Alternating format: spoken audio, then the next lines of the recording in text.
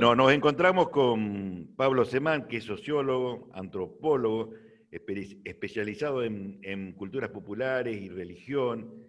Es un gran intelectual de Capital, con el cual tenemos viejos recuerdos y viejas experiencias de juventud, se podría decir así.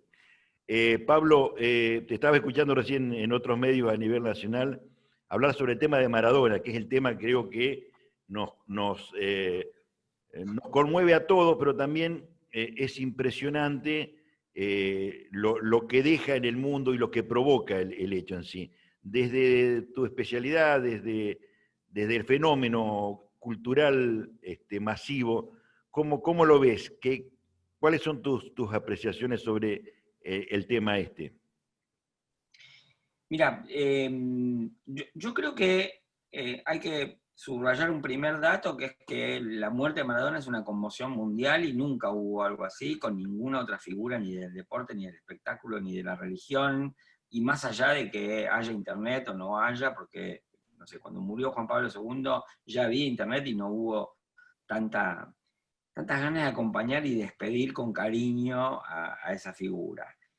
Y yo creo que eso tiene que ver con algo que empieza en la cancha misma, ¿no? El fútbol es una escenificación de dramas humanos y lo que hace un tipo en la cancha es un espejo de lo que hace en la vida y es un espejo para los otros de lo que pueden hacer en la vida. Entonces cuando uno ve un tipo en la cancha que es valiente, que es inteligente, que es generoso, que es solidario, bueno, se identifica con ese tipo. Yo creo que lo más primario en Maradona tiene que ver con eso, con lo que contagiaba desde su ánimo en la cancha y de su habilidad en la cancha. Yo sé que, y digo esto un poco como polémica, ¿no? Porque todo el mundo ve que Maradona últimamente, en los últimos 20 años, sobre todo tomó posicionamientos políticos fuertes a favor de los oprimidos, y yo acuerdo con esos posicionamientos, y eso le dio una imagen definitiva, pero yo creo que el amor del público por Maradona empezó mucho antes, ¿no? Empezó cuando lo veían en la cancha, porque lo que pasa en la cancha es algo mucho más importante que lo que pasa en la cancha, ¿no? El fútbol no es que es cultura, hay una trama cultural y una trama de sentido que el fútbol actualiza, la práctica del fútbol actualiza el juego y la disposición de un jugador. Y él era un jugador excepcional, era un gladiador que se le animaba a todo, que entendía a sus compañeros, que los hacía ir para el frente y que hacía cosas imposibles. Entonces era, digamos, como un héroe con el cual todo el mundo se podía identificar. Después vino una narrativa que se le agregó a esa imagen, y a esa narrativa que estoy diciendo, que es la narrativa del el Maradona rebelde, disco, lo que es el Maradona, que empezó antes como sindicalista que como político, digamos, que defendía a los jugadores frente a la FIFA y que después asumió posicionamientos políticos en América Latina. Pero yo creo que esos tres Maradonas, digamos, Maradona sindicalista, Maradona jugador, Maradona político, digamos, eh, están ya en la matriz del Maradona jugador. El tipo jugaba como el jefe de los que nadan contracorriente y triunfan, ¿no? Con ingenio, con voluntad y con habilidad. El partido con Inglaterra creo que es una cosa central de eso, ¿no? O abre Claro, otras claro. miradas.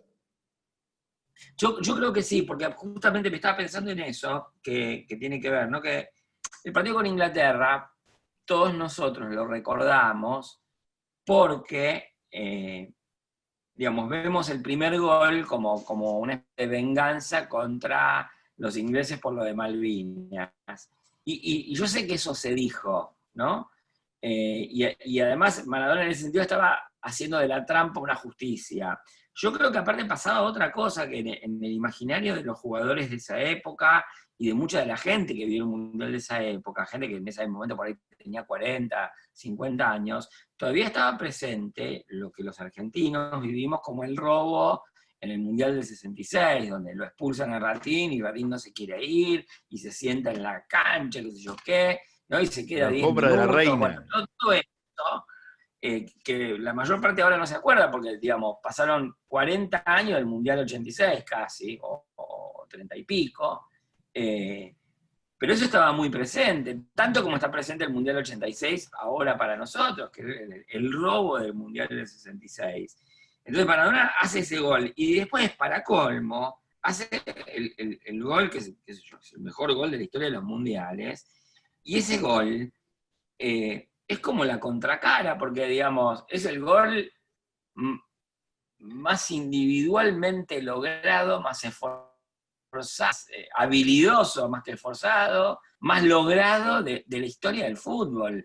Porque, está bien, corridas por la diagonal hay muchas, pero no contra Inglaterra en una instancia definitoria de un mundial, ¿no? Con todos esos tipos que se te venían encima y él apilándolos uno tras de otro. Entonces, ese gol, digamos, como que cauteriza la herida de que habría abierto el otro, pero me parece que son dos goles que forman una pareja muy, muy especial. Quería decir una cosa sobre el segundo gol, ¿no? Que aparte muchos lo saben, o todo el mundo quizás lo sepa, pero habla de Maradona. Maradona decía que al mismo tiempo que iba haciendo la jugada, miraba a Valdano y pensaba si se le iba a poder pasar o no, si se le iba a tener que pasar o no, y al mismo tiempo se acordaba de que él había hecho una jugada parecida a esa, que no había terminado en gol, y que el hermano le había dicho que tenía que tirarla de otra manera, porque si no terminaba, digamos, que la próxima vez que pasara eso, la tirara de otra manera.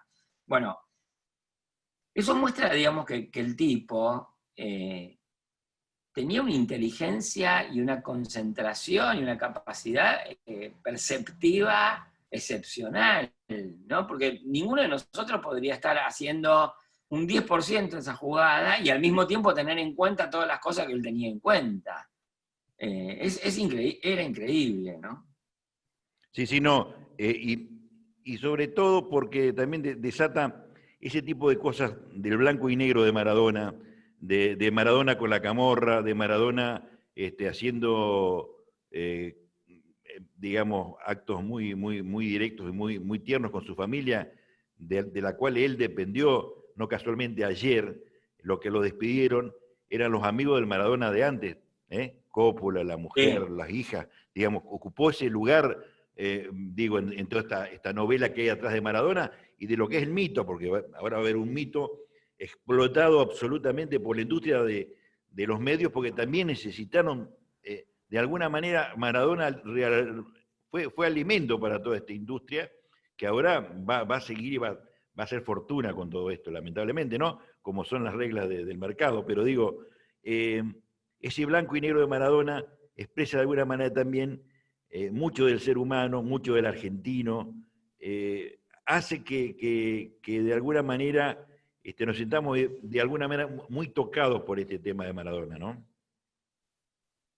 Sí, yo creo que hay algo, viste, que conmueve en ese aspecto de Maradona a los argentinos, que es la historia familiar, como vos decías, porque Maradona logra una cosa que es hacer feliz a una madre, ¿no? Y entonces todos los hombres queremos ser Maradona, no solamente para jugar bien al fútbol, no solamente por bailar bien, Que sino bailaba y también cantaba bien de porque, paso. claro, ¿no? Sino que queremos que nuestras madres piensen que somos los mejores del mundo y que lloren por nosotros. Eh, y entonces, digamos, la historia de Maradona es una historia no solo de fútbol, digamos, es una historia de amor y de familia, inclusive su amor contrariado con Claudia, digamos.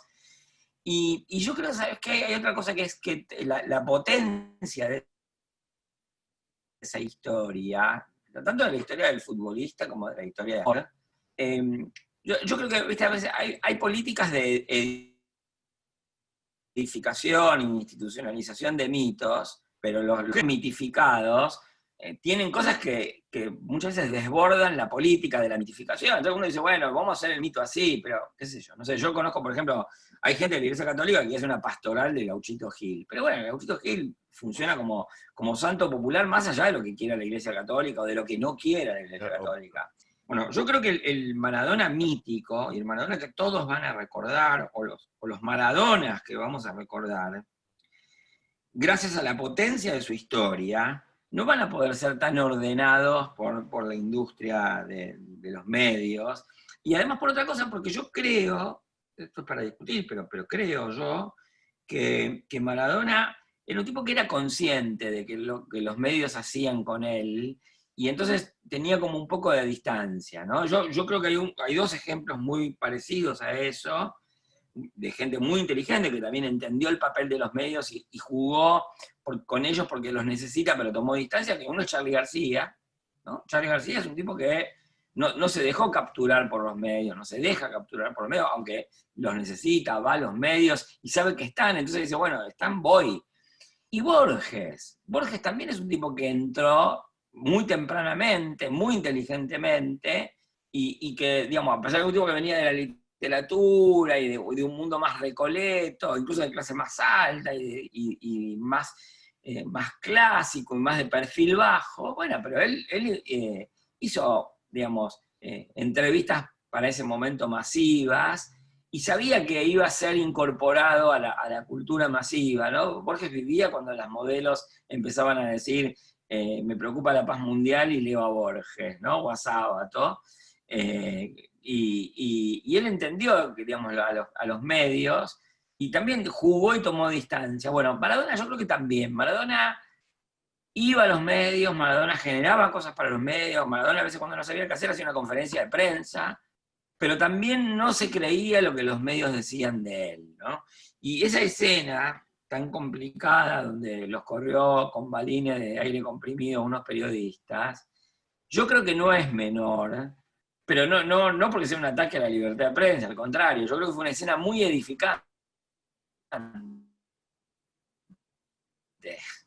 Escucha la grabación. Fueron a entrevistarlo con una mala intención enorme, fueron a decirle que él tenía que dar explicaciones, cuando él ya había dicho, mire, yo no soy ejemplo de nada, no tengo que dar explicaciones de nada, y fueron a maltratarlo y a descargar la bronca que ellos tenían con la vida, con él, porque supuestamente para ellos estaba